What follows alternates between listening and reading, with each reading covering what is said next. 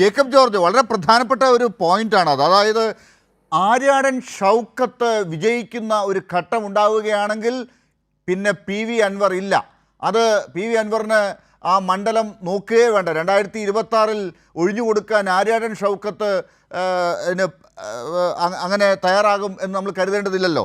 അപ്പോൾ അതുകൊണ്ട് തന്നെ ഷൗക്കത്ത് വിജയിക്കാതിരിക്കുക എന്നുള്ളത് പി വി അൻവറിൻ്റെ ആവശ്യമായി മാറിയിരിക്കുന്ന ഒരു ഘട്ടമുണ്ട് ഏത് സാഹചര്യത്തിലാണെങ്കിലും. അതാണ് ഒന്ന്. രണ്ടാമത്തത് വി ഡി സതീശനെതിരെയാണ് ഈ പറഞ്ഞുകൊണ്ടിരിക്കുന്നതെല്ലാം പി വി അൻവർ. അതുപോലെ അൻവർ സതീശനെതിരെയുള്ള കോൺഗ്രസിലെ പടയൊരുക്കം അത് നമ്മൾ നേരത്തെ ചർച്ച ചെയ്തതിൽ നിന്ന് ഇപ്പോൾ ഈ ഉപതെരഞ്ഞെടുപ്പ് എത്തുമ്പോൾ സതീശൻ വീണ്ടും വിജയിക്കുന്ന ഒരു ഘട്ടം വരികയാണെങ്കിൽ, ഷൗക്കത്ത് വിജയിക്കുന്നത് വഴി അങ്ങനെ ഒരു ഘട്ടത്തിലേക്ക് എത്തുകയാണെങ്കിൽ എന്താണ് കേരള രാഷ്ട്രീയത്തിൽ സംഭവിക്കുക, കോൺഗ്രസ് രാഷ്ട്രീയത്തിൽ സംഭവിക്കുക എന്നുള്ളത് നമുക്കറിയാം. അത് അവിടെ നിൽക്കുമ്പോൾ ഈ തെരഞ്ഞെടുപ്പ് കൂടുതൽ നമ്മുടെ മുമ്പിൽ ടൈറ്റ് എന്ന് സുധാകരൻ ഇന്ന് പറഞ്ഞ അർത്ഥത്തിലേക്ക് എത്തുന്നില്ലേ?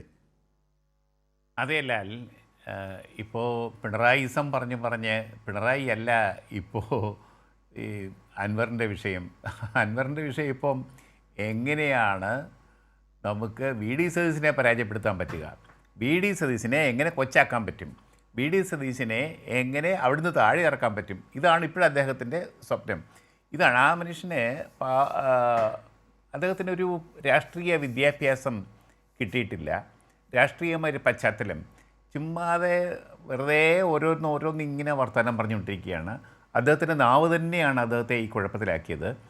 ഇപ്പോൾ പിണറായിക്കെതിരെ പിണറായിസത്തിനെതിരെ പറഞ്ഞുകൊണ്ടിരുന്ന ഇന്നലെ വരെ പറഞ്ഞുകൊണ്ടിരുന്ന ആളിപ്പം ഏറ്റവും വലിയ ശത്രുവായിട്ട്, രാഷ്ട്രീയ ശത്രുവായിട്ട് കാണുന്നത് വി ഡി സതീശനെയാണ്. കോൺഗ്രസ് പ്രതിപക്ഷ നേതാവ്, കോൺഗ്രസിൻ്റെ UDF ചെയർമാൻ, അദ്ദേഹമാണ് ഏറ്റവും വലിയ പ്രശ്നം. ഈ പ്രശ്നത്തിനെല്ലാം കാരണക്കാരൻ തന്നെ ഈ വിധത്തിൽ വഴിയാധാരമാക്കിയതിൻ്റെ കാരണം വി ഡി സതീശനാണെന്ന് പറഞ്ഞു. അപ്പോൾ ഒരു രാഷ്ട്രീയമായിട്ട് ഒരു സ്റ്റെബിലിറ്റി ഇല്ലാത്ത ഒരാളാണ് അദ്ദേഹം. അതുകൊണ്ട് തന്നെ അദ്ദേഹം തന്നെയാണ് അദ്ദേഹത്തിൻ്റെ കുഴി കുഴിച്ചിരിക്കുന്നത് എന്ന് വേണം നമുക്ക് കാണാൻ. ശരിക്കും വളരെ പ്രകടമാണ് ആ കാര്യം. ഇനിയിപ്പോൾ അവിടെ ആര്യാടൻ ഷൗക്കത്ത് ജയിച്ചാലും ജയിച്ചില്ലെങ്കിലും UDFിലേക്ക് മടങ്ങാൻ അദ്ദേഹത്തിന് പി വി അൻവറിന് കഴിയും എന്നെനിക്ക് തോന്നുന്നില്ല. കാരണം അത്രയ്ക്ക് അകന്നു പോയിരിക്കുന്നു. അത് അൻവർ തന്നെയാണ് ആ അകൽച്ചയുണ്ടാക്കിയത് എന്ന് വേണം. സതീശനെതിരെ പറയുമ്പോൾ ഒരു കാര്യം ഓർക്കണം, സതീശനെതിരെയല്ല, ഒരു രാഷ്ട്രീയ പാർട്ടിയുടെ നേതാവിനെതിരെയാണ് പറയുന്നത്.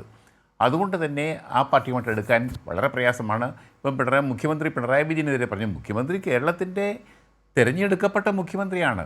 ഒരു വലിയ പാർട്ടി അദ്ദേഹത്തിൻ്റെ പിന്നിലുണ്ട്. ആ പാർട്ടിയുടെ ശക്തിയിലാണ് പിണറായി വിജയൻ കേരളത്തിൻ്റെ മുഖ്യമന്ത്രിയായിട്ട് ഭരിക്കുന്നത്. അത് പിണറായിസമാണ് എന്നൊക്കെ പറഞ്ഞാൽ അദ്ദേഹം പറഞ്ഞിട്ടുള്ള ചില കാര്യങ്ങളൊന്നും ചെയ്യാൻ മുഖ്യമന്ത്രി കൂട്ടാക്കിയിട്ടുണ്ടാവില്ല. അതുകൊണ്ടത് പിണറായിസം, അതിനെ എതിർക്കണം എന്നുള്ളതാണ് അദ്ദേഹത്തിൻ്റെ ആവശ്യം. എന്തൊക്കെയാണെങ്കിലും അതൊന്നും രാഷ്ട്രീയമായിട്ട് ഒരു വിഷയമല്ല, രാഷ്ട്രീയ വിഷയങ്ങളല്ല. വളരെ വ്യക്തിപരമായിട്ട് തനിക്കിഷ്ടമില്ലാത്തവർക്കെതിരെയുള്ള നിലപാട് കടുപ്പിക്കുക, ആ നിലപാട് വെച്ചും കൊണ്ട് ശക്തമായിട്ട് ആക്രോശിക്കുക, പ്രസംഗിക്കുക, ഗോഗ വിളിക്കുക, വെല്ലുവിളിക്കുക, ഇതൊന്നും രാഷ്ട്രീയമല്ല. കേരളത്തെ പോലെ ജനാധിപത്യം ശരിക്കും പച്ച പിടിച്ചിട്ടുള്ള, ശരിക്കും പുഷ്ടി പ്രാപിച്ചിട്ടുള്ള കേരള മണ്ണിൽ, കേരള രാഷ്ട്രീയത്തിൽ ഇത്തരം ചെപ്പടി വിധികൾക്ക് യാതൊരു സ്ഥാനവുമില്ല എന്ന് തന്നെയാണ് എനിക്ക് ഈ കാര്യത്തിൽ പറയാനുള്ളത്. ഇനിയിപ്പോൾ വളരെ ശക്തമായൊരു മത്സരത്തിന് നിലമ്പൂർ വേദിയായിരിക്കുന്നു. ഒരു വശത്ത് വളരെ കരുത്തനായ യുവ നേതാവ് ശരിക്കും M സ്വരാജ്, മറുവശത്ത് ആര്യാടൻ ഷൗക്കത്ത്. ഈ രണ്ട് ശക്തി ദുർഗങ്ങൾ തമ്മിലുള്ള പോരാട്ടത്തിന് അത് രാഷ്ട്രീയം അങ്ങോട്ട് കൊഴുക്കുമ്പോൾ, മത്സരം കൊഴുത്തങ്ങോട്ട് മുന്നോട്ട് പോകുമ്പോൾ എനിക്ക് തോന്നുന്നു MV അൻവറിനോ അദ്ദേഹം ഉന്നയിച്ചു കൊണ്ടിരിക്കുന്ന വിഷയങ്ങളൊക്കെ ഒന്നും ഇനി കേരള രാഷ്ട്രീയം, കേരള ജനത ചെവി കൊടുക്കില്ല എന്ന് തന്നെയാണ് മാധ്യമങ്ങളൊക്കെ അവരുടെ പറയുക. ഇന്ന് നോക്കിയ മാധ്യമങ്ങൾ അങ്ങോട്ട് തിരിഞ്ഞു നോക്കിയിട്ടില്ലല്ലോ. ഇന്ന് ഒരു വശത്ത് ഷൗക്കത്ത് നാമനിർദ്ദേശ പത്രിക കൊടുക്കാൻ പോകുന്നു വലിയ ആഘോഷത്തോടു കൂടി. മറുവശത്ത് സ്വരാജ് തീവണ്ടിയിൽ വന്ന് നിലമ്പൂർ ഇറങ്ങുന്നു. അവിടെ അദ്ദേഹത്തിന് വമ്പിച്ച സ്വീകരണം. ആ സ്വീകരണം ഘോഷയാത്ര ഇപ്പോഴും തീർന്നിട്ടില്ല. ചാനലുകൾ ക്യാമറകൾ മാറ്റിക്കഴിഞ്ഞു. ഇന്ന് രാവിലെ പോലും അവിടെ അൻവറിന് ശക്തിയുണ്ടായിരുന്നു. അൻവറിനൊരു മുഖമുണ്ടായിരുന്നു, ചാനലിൽ ഒരു സ്ഥാനമുണ്ടായിരുന്നു. ഇന്ന് ആ സ്ഥാനമൊന്നുമില്ല. ആ സ്ഥാനവും ആ പ്രഭുത്വവും ആ എല്ലാം നഷ്ടപ്പെട്ട, ആ മഹിമയും മേന്മയും ഒക്കെ നഷ്ടപ്പെട്ട് അദ്ദേഹം തന്നെ പറയുന്ന പോലെ സ്വന്തം ഉടുവസ്ത്രം പോലും നഷ്ടപ്പെട്ട നിലയിലാണ് അൻവർ. ഇതാണ് കേരള രാഷ്ട്രീയത്തിൻ്റെ ഒരു വലിയ മഹത്വം. അതാണ് രാഷ്ട്രീയത്തിൽ ആരും വലിയ ആളാവാൻ നോക്കരുത് എന്ന് തന്നെയാണ് അൻവറിൻ്റെ പാഠം പഠിപ്പിക്കുന്നത്. മുൻപുള്ളവരും ഇതേ പാഠം പഠിച്ചിട്ടുണ്ട്, പക്ഷേ ഇവരാരും പാഠം പഠിക്കുന്നവരല്ല എന്നുകൂടി ഞാൻ ഓർമ്മിപ്പിക്കുന്നു. ശരിക്കും കേരള രാഷ്ട്രീയത്തിൽ സൗമ്യമായി ഉറക്ക വർത്തമാനം പറയാം, പക്ഷേ ആ വർത്തമാനം അതിരുവിട്ടാൽ തീർച്ചയായിട്ടും അത് അവരെ തന്നെ തിരിഞ്ഞു കുത്തും. അതാണ് അൻവർ പഠിക്കേണ്ട പാഠം.